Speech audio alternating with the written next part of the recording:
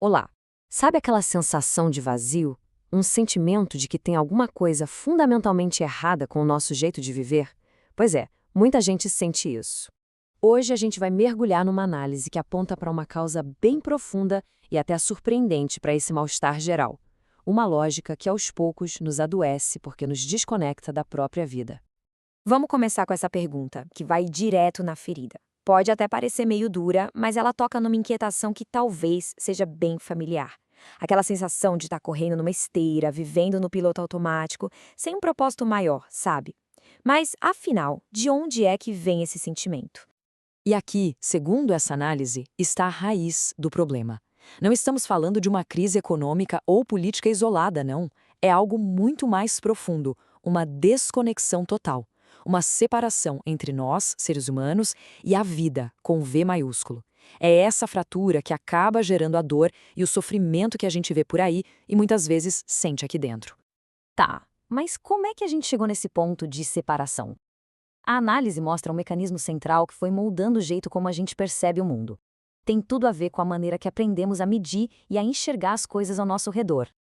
A ideia é que a gente enxerga o mundo por duas lentes diferentes. De um lado, tem a lente do preço. É uma visão que reduz tudo a um objeto, a algo que tem uma utilidade material e que pode ser medido pelo mercado. Do outro lado, tem a lente do valor, que é uma visão que enxerga o todo, a complexidade, a conexão de tudo que existe. Vamos para um exemplo prático para ficar mais claro. Imagina um pedaço de madeira. No mercado, ele tem um preço. Vamos dizer 100 reais, 100 dólares, tanto faz. É um número simples, direto. Representa a utilidade imediata daquela matéria-prima.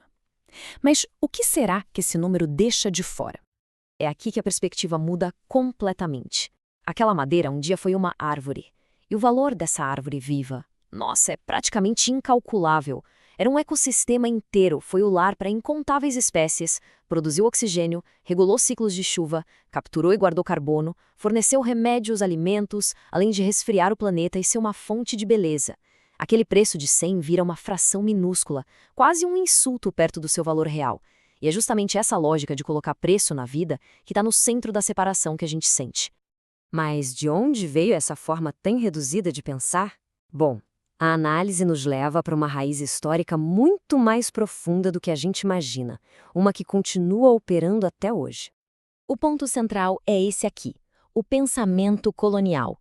E não estamos falando só de um período da história, mas de um verdadeiro sistema operacional que ainda comanda a nossa sociedade.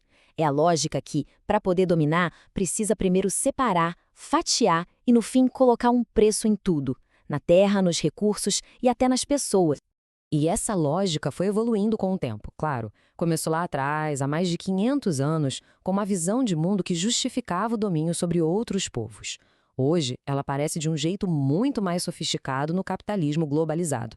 O resultado final é essa desigualdade extrema que a gente vê, onde só 1% da população mundial tem mais riqueza do que os outros 99% juntos. E talvez a consequência mais perversa dessa lógica toda é que o sistema que a gente criou parece que ganhou vida própria. Um sistema que, agora, nos controla. Essa frase do Winston Churchill resume a ideia perfeitamente. A gente constrói as estruturas econômicas, sociais, tecnológicas, e sem nem perceber, essas mesmas estruturas começam a ditar como a gente se comporta, o que a gente deseja e até o que a gente pensa. E é assim que a gente entra num ciclo vicioso. Olha só. Primeiro, criamos os sistemas. Depois, essas criações começam a nos moldar. Aí a gente passa a agir de forma automática, só seguindo a lógica do sistema. E por fim, essas nossas ações inconscientes acabam fortalecendo esse mesmo sistema. A gente se torna prisioneiro das nossas próprias invenções. É como um colonizador que vive dentro de nós. Então, tem uma saída? Um material que a gente está analisando diz que sim, mas essa saída não vem de fora, não. A solução começa com uma mudança fundamental de postura, uma mudança interna. Para guiar esse caminho, a análise busca inspiração no geógrafo Milton Santos. O que ele nos diz é que o presente não surgiu do nada, ele é o resultado de tudo o que aconteceu no passado. Entender isso é muito poderoso, porque aí a gente deixa de ser só um reprodutor do sistema e passa a ser capaz de entender as forças que nos moldam. Isso nos coloca diante de uma escolha. A gente pode continuar no modo reativo, só repetindo os padrões antigos sem nem questionar, ou a gente pode adotar uma postura consciente e ativa, se tornando co-criadores da nossa realidade, agindo a partir de uma compreensão muito mais profunda do presente. O ponto crucial é que o caminho começa individualmente. É um despertar interno, de dentro para fora. Não se trata de grandes evoluções, mas de pequenas ações coerentes.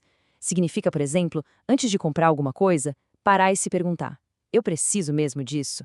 Qual o verdadeiro valor, e não só o preço, do que eu estou consumindo? É agir não por impulso, mas em sintonia com as necessidades reais do momento, com respeito por todas as formas de vida. E assim, a gente termina com a grande questão que essa análise toda nos deixa. Não é uma pergunta com resposta fácil, mas talvez seja a pergunta mais importante que podemos nos fazer hoje. Como é que a gente sai da lógica do preço, da separação e do domínio para construir uma civilização que tenha a vida, em toda a sua complexidade e beleza, como seu valor central? Fica aí a reflexão.